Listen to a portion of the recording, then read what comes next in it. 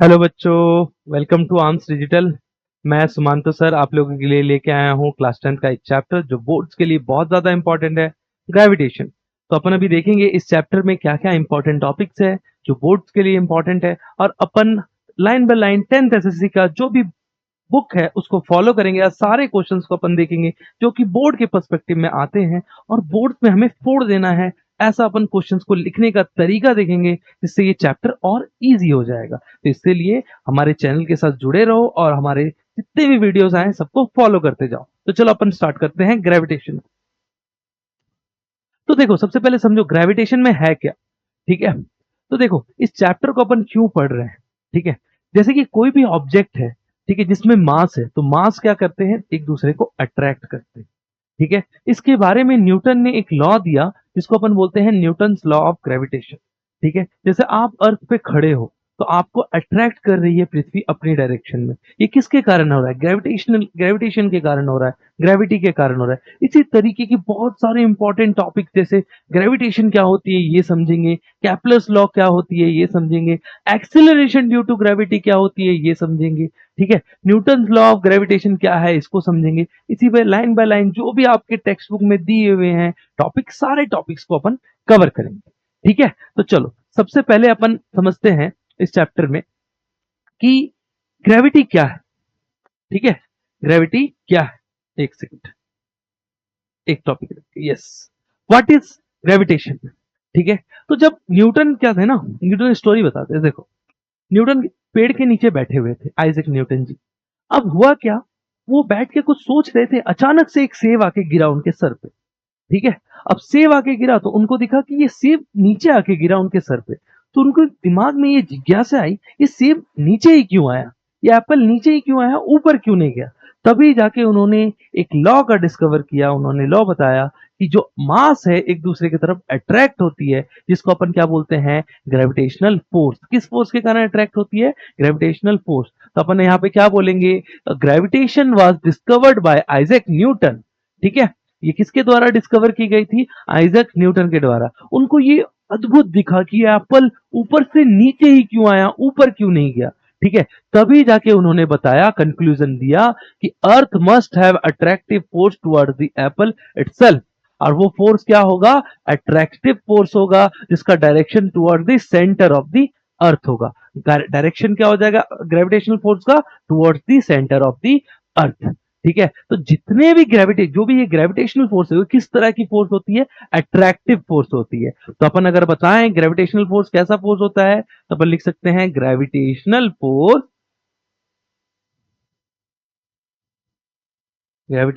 Force is attractive force. ठीक है, इसका डायरेक्शन क्या होता है, डायरेक्शन होता है direction towards the centre of the body, centre of the body. फिलहाल हमारा यहाँ पे बॉडी क्या है, अर्थ है, तो जो डायरेक्शन है वो किधर है, अर्थ के सेंटर की तरफ है। तो अपन ऐसा बोल सकते हैं, न्यूटन ने ऐसा कंक्लूड किया, जो ये एप्पल गिर रहा है वो किधर गिर रहा है, अर्थ के सेंटर की तरफ खींचने की कोशिश कर रहा है। तो यहाँ पे उन्होंने ये डिस्कवर किया। ठीक है, तो देखो अगर अपन डे टू डे लाइफ देखें, किसी भी चीज को ऊपर फेंकते हैं वो किधर आता है, वापस नीचे आ जाता है। ठीक है, तो जितने भी डायरेक्शन है, जितने भी चीजें अट्रैक्ट किधर होती है, अर्थ के सेंटर के डायरेक्शन में। तो जैसे मान ले यहाँ पे कोई ऑब्जेक्ट है, वो किधर जाएगा, नीचे। नहीं भाई, वो नीचे नहीं जाएगा, वो किधर जाएगा, अर्थ के सेंटर के डायरेक्शन में जाएगा। मान ले यहाँ पे कोई ऑब्जेक्ट है, वो किधर जाएगा, नीचे। नहीं भाई, नीचे नहीं, वो किधर जाएगा, वो अर्थ के सेंटर के डायरेक्शन में अट्रैक्ट करेगा। जितने भी ऑब्जेक्ट है इस अर्थ के अराउंड, वो अर्थ के अराउंड मतलब यूनिवर्स में नहीं बोल रहे हैं अपन, अर्थ के ऊपर, जैसे हम हैं, कोई जानवर है या कोई प्लेनेट, कोई कार है, कोई भी वस्तु है, वो किधर अट्रैक्ट कर रही है, अर्थ के सेंटर के डायरेक्शन में अट्रैक्ट कर रही है। तो न्यूटन ने क्या बोला, gravitational force is attractive force and direction towards the centre. ठीक है, चलो फिर अपन देखेंगे ये फोर्स और इसका मोशन किस तरीके का होता है, इसका डायरेक्शन क्या होता है। तो इसका डायरेक्शन क्या हो जाता है, towards the motion of the object. ठीक है, अपन क्या बोलेंगे, चेंज स्पीड। अब फोर्स लगने से क्या होता है, स्पीड चेंज करेगी। जैसे मान ले एक ऑब्जेक्ट है, दिस इज m1, और एक और ऑब्जेक्ट है, दिस इज m2। तो ये ऑब्जेक्ट पे फोर्स लग रहा है ग्रेविटेशनल फोर्स, इस पे ग्रेविटेशनल फोर्स आ रहा है, तो ये ऑब्जेक्ट इधर खींचा जा रहा है, ये ऑब्जेक्ट इधर खींचा जा रहा है, और उस फोर्स के कारण इनकी वेलोसिटीज क्या हो रही है, चेंज हो रही है। और चेंज किधर होगा, अपन अगर यहाँ पे पढ़े, we can see that the force is necessary change the speed as direction of the motion of the object. वो क्या कर रहा है, अब फोर्स के कारण क्या हो सकता है, इसकी स्पीड में चेंज आ सकती है और इसका डायरेक्शन भी चेंज करेगा। लेकिन अगर ये ऑब्जेक्ट अभी रेस्ट पे थे तो इनका डायरेक्शन किधर होगा, एक दूसरे के तरफ हो जाएगा। इसका डायरेक्शन क्या हो जाएगा, इस डायरेक्शन में, इसका डायरेक्शन किधर हो जाएगा, इस डायरेक्शन में। अट्रैक्टिव इन नेचर, इनके फोर्स क्या हो जाएंगे, अट्रैक्टिव फोर्स हो जाएंगे। चलो फिर अपन समझेंगे एक इंपॉर्टेंट टॉपिक इस चैप्टर में, सर्कुलर मोशन। आपने पहले भी पढ़ा है 9th में, सर्कुलर मोशन क्या होती है। कोई भी ऑब्जेक्ट जब एक फिक्स सेंटर के अबाउट एक सर्कुलर पाथ को फॉलो करता है, उसको अपन क्या बोलते हैं, सर्कुलर मोशन। इसमें एक नया टर्म अभी हम सीखेंगे, सेंट्रीपिटल फोर्स। फोर्स तो देखो, अपन अगर डिफाइन करें, एक थ्रेड लिए हैं जिसको अपन बांधे हुए हैं और जिसको गोल गोल गोल गोल घुमा रहे हैं, ठीक है। तो अपन क्या बोलेंगे, a force which acting on a body, moving body direct towards the centre of the circle is called centripetal force. ऐसा फोर्स जब उसको गोल गोल गोल गोल घुमा रहे हैं, ठीक है, उसको थ्रेड को घुमा रहे हैं, तो उस पर क्या हो रहा है, उस ऑब्जेक्ट को क्या कर रहा है, बाहर नहीं जाने दे रहा है, उसको रोके रख रहा है। तो उसको रोके रखने के लिए जो टुवर्ड द सेंटर जो फोर्स लग रही है, उसको अपन क्या बोलेंगे, सेंट्रीपिटल फोर्स बोलेंगे, ठीक है। उस तरीके के फोर्स को क्या बोल देंगे, सेंट्रीपिटल फोर्स, ठीक है। चलो तो अपन इसको पढ़ सकते हैं, a force which act on a body, ठीक है, moving along a circle with direction towards the centre of the circle is called centripetal force, ठीक है। तो देखो, कोई भी ऑब्जेक्ट को जब अपन फिक्स रखेंगे, अगर गोल गोल गोल गोल उसको रिकॉल करते हैं, तो उसका डायरेक्शन किधर आ जाएगा, अंदर के डायरेक्शन में। मान ले एक ऑब्जेक्ट को घुमाना स्टार्ट किया, यहां से ऑब्जेक्ट को, जब वो ऑब्जेक्ट इस डायरेक्शन में जाएगा तो उस पर फोर्स किधर लगेगा, अंदर। फिर इस डायरेक्शन का आपके तरफ आएगा, उसके अंदर, फिर से किधर लगेगा, फोर्स सेंटर में। तो हमेशा इस सेंट्रीपिटल फोर्स का डायरेक्शन किधर रहता है, हमेशा सेंटर के डायरेक्शन में रहता है। इस चीज को ध्यान में रखना, ठीक है। चलो तो अगर अपन यहाँ पे देखते हैं, ध्यान दो, ये हमारा सेंटर है, ये हमारा सर्कल है, ठीक है। और ये ऑब्जेक्ट अगर इस डायरेक्शन में v वेलोसिटी से जा रहा है, थोड़ा इस सर्कल को अच्छे से बना लेते हैं, रुको। देखो थोड़ा सा ड्राइंग खराब है। मान लो ये सर्कल है, ये सेंटर, ये ऑब्जेक्ट अगर ऐसे घूम रहा, अब सही है थोड़ा सा क्या, चल, ये अगर रेडियस r है और इधर वेलोसिटी v दी हुई है, तो देखो बेसिकली क्या होगा, इस पे जो फोर्स होता है हमेशा टुवर्ड्स द सेंटर लगता है। इधर वेलोसिटी हो जाएगी और इसका फोर्स किधर हो जाएगा, टुवर्ड्स द सेंटर, और इसकी वैल्यू क्या हो जाएगी, इसको एफ सी से भी डिनोट कर सकते हैं, ठीक है। वो क्या हो जाएगा, एम वी स्क्वायर बटा आर। बी इसकी वेलोसिटी होगी, आर कौन सा हो गया, ये रेडियस हो गया जिसके अलोंग ये फोर्स लग रहा है, ठीक है। तो सेंट्रीपिटल फोर्स का डायरेक्शन क्या हो जाएगा, डायरेक्शन हो जाएगा ऑलवेज टुवर्ड्स दी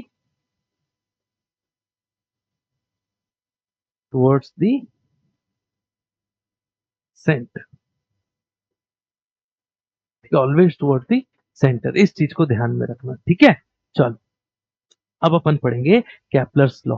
क्या होता है कैप्लर्स लॉ, इसको अपन समझेंगे। तो देखो, सबसे पहले जितने भी साइंटिस्ट थे, उन्होंने क्या किया था, जितने भी सेलेस्टियल बॉडीज जो थी, उन्होंने क्या किया था, अपने नेकेड आई के थ्रू से अपने जितने भी यूनिवर्स में जितने प्लैनेट्स दिख रहे थे, उनको खोजा था या फिर बताया था। कि सबसे पहले गैलीलियो ने टेलीस्कोप बनाया था, जिसके थ्रू से प्लैनेटरी मोशन को ऑब्जर्व किया था, ठीक है, इन 16th सेंचुरी। उसके बाद उन उसके बाद कैप्लर्स आए, और कैप्लर्स ने कुछ मोशंस को देखते हुए, कुछ चीजों को देखते हुए एक कंक्लूड किया, और उन्होंने एक लॉ दिया, जिसको अपन ने क्या बोला, Kepler's law of planetary motion. ये जितने भी लॉ दिए थे, 3 लॉज ऑफ प्लैनेटरी मोशन, इन्होंने 3 लॉ दिया जो किस पे बेस्ड था, प्लैनेटरी मोशन पे बेस्ड था। अब उन लॉ को मानते हुए अगर अपन देखें, अभी क्या है कि जितने भी प्रिंसिपल है, जैसे अपन ने क्या बोला, न्यूटन्स लॉ ऑफ ग्रेविटेशन, आपने 3 इक्वेशन ऑफ मोशन, तो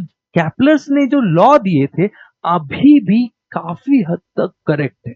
उसमें काफी हद तक नहीं, ऑलमोस्ट करेक्ट ही है, कोई गलती नहीं है उसमें, ठीक है। तो अपन उसी लॉ को इसीलिए फॉलो करते हैं, उसी के बेस्ड अपन सारी प्लेनेटरी मोशन को देखते हैं। तो बेसिकली 3 लॉ दिया था इन्होंने, ठीक है। अपन तीनों लॉ को वन बाय वन देखेंगे कि उन्होंने क्या दिया था, उस लॉ में क्या बताया था। और अगर अपन बताएं उनका पूरा नाम था जोनास कैप्लर्स, ठीक है, जोनास कैप्लर, ठीक है, उनका नाम था। उन्होंने स्टडी किया और उन्होंने बताया कि इस तरीके से प्लेनेट घूमती है और ये टाइम लेती है, बहुत सारे लॉज अलग अलग दिए। तो अपन पहला लॉ देखेंगे, ठीक है। पहला लॉ देखने के लिए एक चीज समझे, ठीक है। अलग अलग शेप, आपने स्ट्रेट लाइन समझी है, सर्कल समझा है। सर्कल के बाद एक इंपॉर्टेंट टॉपिक आती है इलिप्स, ठीक है। ये इलिप्स कैसा शेप का होता है, देखो, अगर एक कोन को अपन एक टेढ़े शीट से कट कर देंगे तो ये सर्कल नहीं, कुछ इस शेप में कट होगा, टेढ़ा सा, ठीक है। इस तरीके के शेप को क्या बोलते हैं, इलिप्स बोलते हैं, ठीक है। इस तरीके के शेप को क्या बोलते हैं, इलिप्स। तो अपन इसी चीज को समझेंगे। तो जब अपन इस कोन को टेढ़ा करके कट कर दिए तो जो ऐसा शेप बना, तो अगर अपन इसको अगर शेप को ड्रॉ करें, एक सेकेंड, कुछ ऐसा शेप बनेगा। इस तरीके के शेप को क्या बोलते हैं, इलिप्स बोलते हैं। तो कैप्लर ने जो फर्स्ट लॉ दिया था ऑर्बिट ऑफ द प्लेनेट, वो क्या बताया था, is an elliptical. Orbit of the planet क्या है, इलिप्टिकल है विद द सन। और सन क्या है, one of the focus of the planet है, ठीक है। मान ले ये हमारा प्लेनेट है, ठीक है, दिस इज आवर प्लेनेट। और जो भी इसके अराउंड रोटेट कर रहा है वो प्लेनेट क्या है, एक फोकस पे फिक्स्ड है, ठीक है। ये बेसिकली क्या है, हमारा सन है, दिस इज अ फोकस सन, और ये हमारा प्लेनेट है, ठीक है, दिस इज आवर प्लेनेट। तो प्लेनेट क्या कर रहा है, इस फोकस के अबाउट रिवॉल्व कर रहा है, ठीक है। एक इलिप्स में क्या होती है, दो फोकसेस होती है, किसी एक फोकस पे अपन ने सन समझ लिया, तो जो इलिप्टिकल पाथ फॉलो करता है प्लेनेट के द्वारा, वो उस पे जो फोकस होता है वो क्या है, हमारा सन है। तो उसका फर्स्ट लॉ क्या बताया था, the planet which revolve in a elliptical path and one of the focus is our sun, ठीक है, one of the focus is our sun, ये आपको ध्यान में रखना है, ठीक है। इलिप्स कैसा शेप का होता है, ऐसे। तो अगर स्टेटमेंट आए कि what Kepler's first law states, तो आपको क्या लिखना है, the orbit of a planet is a elliptical path and one of the focus is sun, ठीक है, one of the focus is sun. चल सेकेंड लॉ देखते हैं, ठीक है। सेकेंड लॉ क्या बताया इन्होंने, सेकेंड लॉ ऑफ कैप्लस में ये बताया कि जो भी प्लेनेट एरिया कवर करता है उसके साथ टाइम का भी एक रिलेशन है, जिसको अपन क्या बोलेंगे उस, अब देखो, अब प्लेनेट यहाँ पे घूम रहा है, ठीक है, इधर से इधर जा रहा है, तो इधर से इधर जाने में कुछ वक्त लगेगा। तो उन्होंने ये बताया, अगर कोई प्लेनेट किसी एक फिक्स पॉइंट के अबाउट जो एरिया कवर करता है, जैसे देख यहाँ पे 1 लिखा हुआ है तो ये एक एरिया है, ये 2 लिखा हुआ है तो ये एक एरिया कवर कर रहा है। प्लेनेट क्या कर रहा है, यहां से यहां गया, ठीक है, प्लेनेट क्या किया, यहां से यहां गया, प्लेनेट क्या किया, यहां से यहां गया। तो ये जो एरिया है, उन्होंने क्या बताया, अगर ये एरिया और ये एरिया अगर सेम हो गया तो इनके यहां से यहां तक जाने में जो टाइम लगेगा और यहां से यहां तक आने में भी सेम ही टाइम लगेगा। इसका मतलब उन्होंने जो एरिया कवर्ड दिया है, area Swift in a time, उसके बीच में एक रिलेशन दिया। तो अपन यहाँ पे क्या बोलेंगे, उन्होंने क्या बताया, the line joining by the planet and the sun, ठीक है, sweeps equal area in equal interval of time. अगर जितना एरिया इधर ट्रेवल कर रहा है उतना ही एरिया दूसरे टाइम में ट्रेवल करेगा। तो suppose area of 1 is equal to area of 2 means,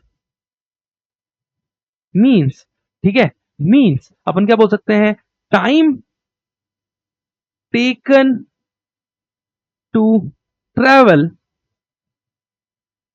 from A to B is equal to CD equal to EF। अगर तीनों एरिया इक्वल है, सिमिलरली इक्वल टू देखिए एरिया ऑफ 3 भी लिख सकते हैं। तीनों एरिया अगर इक्वल है तो ए से बी जाने में जितना वक्त लगेगा, सी से डी जाने में भी उतना ही वक्त लगेगा, और डी से ई से एफ जाने में भी उतना ही वक्त लगेगा, ठीक है। ये सारा एरिया बराबर है। तो देखो, अगर वक्त ज्यादा लग रहा है, यहां पे एक चीज ध्यान से समझना। तो देख, अगर उसको इतना ज्यादा एरिया कवर करना है तो उसको तेज तेज चलना पड़ेगा। तो इस पॉइंट पे जब हमारा प्लेनेट रहता है तो बहुत जल्दी जल्दी मूव करता है, और जब इस पॉइंट पे हमारा प्लेनेट रहता है तो बहुत स्लो स्लो मूव करता है। ठीक है, तो इसको इस पॉइंट पे अपन फारदेस्ट, ये हमारा फारदेस्ट पॉइंट हो जाएगा और ये हमारा नियरेस्ट पॉइंट हो जाएगा। ठीक है, तो इस पॉइंट पे अपन क्या करते हैं, जो प्लेनेट रहती है बहुत फास्ट फास्ट मूव करती है। और इस क्यों फास्ट फास्ट मूव करेगी, क्योंकि देख यहां से बहुत ज्यादा एरिया कवर करना पड़ेगा और उसके लिए क्या हो जाएगा, तेज घूमना पड़ेगा। तो जब हमारा अर्थ सन के क्लोजेस्ट पास रहता है तो वो क्या करता है, जल्दी जल्दी मूव करता है, और जब बहुत दूर रहता है तो बहुत स्लो स्लो मूव करता है। ठीक है, तो उन्होंने क्या स्टेट किया था सेकेंड लॉ के थ्रू से, उन्होंने ये बताया था the area Swift in equal interval of time, equal area Swift in equal interval of time. इस चीज को ध्यान में रखना, ये line, the line joining the planet and its the sun, so equal area in equal interval of time। इसको ध्यान रखना है, equal area in equal interval of time. चलो चलो थर्ड लॉ ऑफ कैप्लर्स को देखते हैं, इन्होंने क्या बताया था। कैप्लर के थर्ड लॉ ने यह बताया था कि जो भी टाइम टेकन टू रिवॉल्व है उसके साथ एक डिस्टेंस का रिलेशन है। ठीक है, तो उन्होंने क्या बताया था, the square of the period of revolution is directly proportional to the cube of the distance of the planet. मतलब उन्होंने ये बताया जो प्लैनेट जितने दूर है, ठीक है, जो प्लैनेट जितने दूर है उसको रिवॉल्व करने में जो टाइम लगेगी उन दोनों के बीच में एक रिलेशन है। सपोज ये हमारा सन है, चलो अपन ड्रॉ करते हैं। ठीक है, मान लेते हैं यहां पे हमारा सन है और यहां पर हमारा अर्थ है। ठीक है, this is our sun, this earth. ठीक है, कोई और एक प्लेनेट ले लेते हैं, सपोज अपन दूसरे कलर से एक और प्लेनेट ले लेते हैं जो कि फोकस हो जाएगा किसी और के लिए। एक second,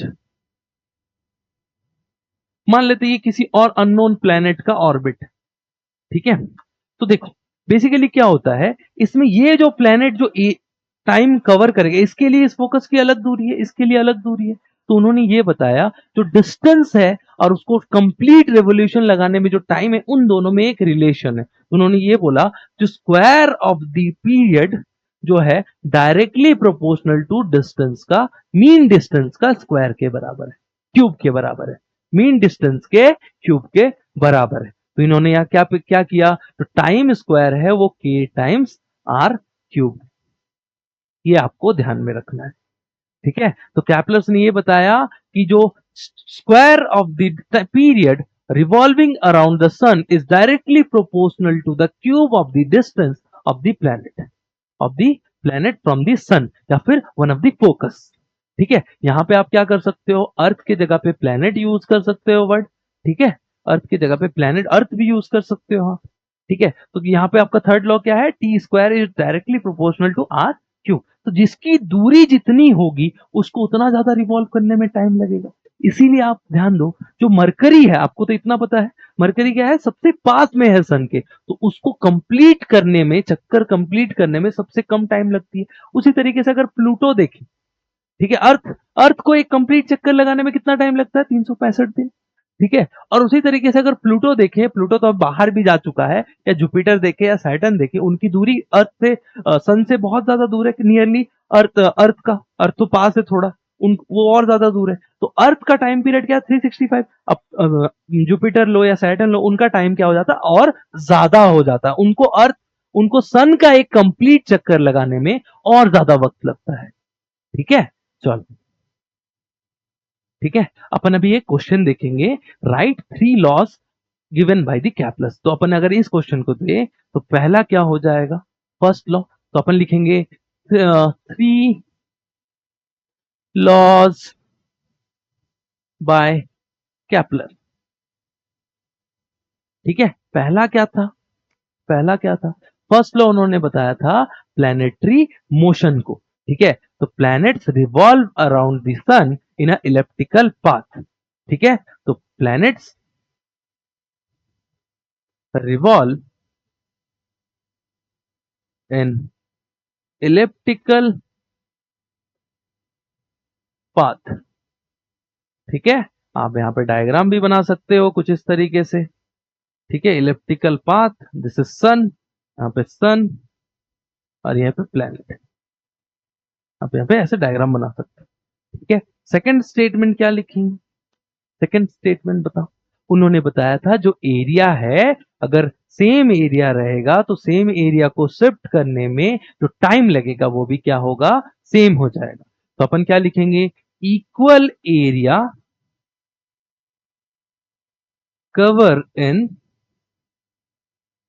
in equal interval of time. Equal area in cover in equal interval of time. तो अपन क्या बोलेंगे? Area is directly proportional to time, ऐसा बोल सकते हैं।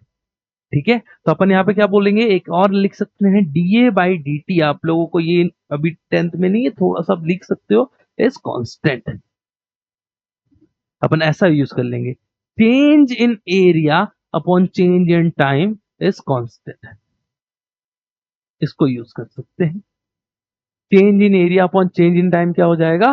कांस्टेंट हो जाएगा। ठीक है, चलो अपन थर्ड देखेंगे। इसमें थर्ड अपन क्या लिख सकते हैं? थर्ड अभी बताया। ठीक है, जो टाइम का स्क्वायर है वो directly proportional to the r cube है। मतलब जो planet covers one revolution of a planet of a sun in a time, वो क्या हो जाएगा? टी स्क्वायर जो है directly proportional to the r cube. तो अपन क्या लिखेंगे? टी स्क्वायर जो है directly proportional to the r cube. If a planet covers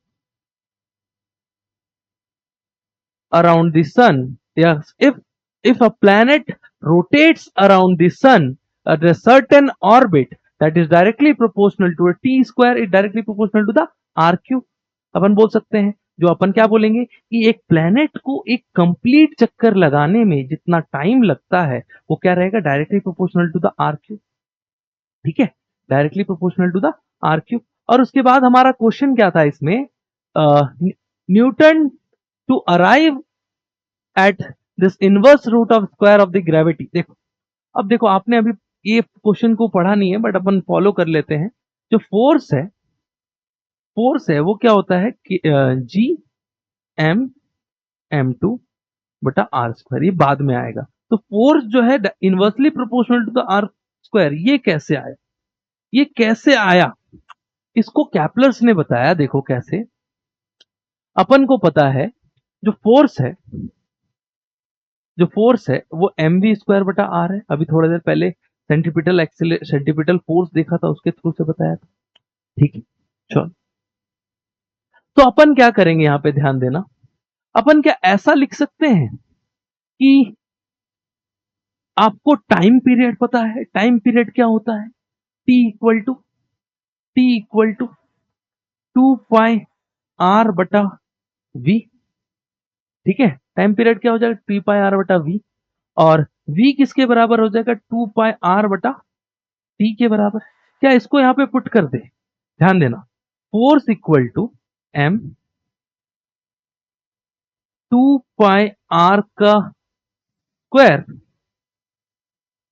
ठीक है, but by t square divided by are.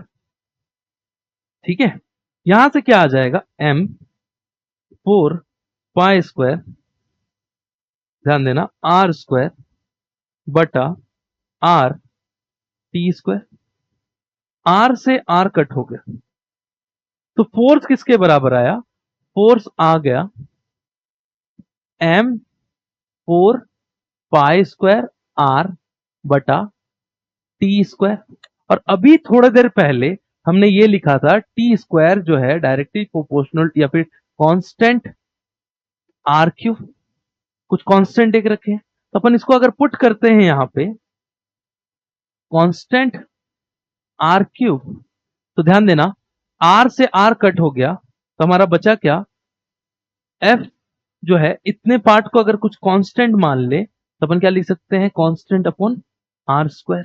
तो जो एफ है inversely proportional to R square, hence proved अपन लिख सकते हैं कि इस तरीके से जो न्यूटन ने अपना फोर्स को डिराइव किया using the help of Kepler's, ठीक है, using the help of Kepler's law. चलो एक और क्वेश्चन देखेंगे। चलो let's the period of revolution of the planet at a distance r from a sun is to be t। तो आपको prove करना है, prove that if the distance is 2r then the star the period of revolution will be √8 times t, √8 times t। तो अपन को पता है, we know that t square is directly proportional to r cube.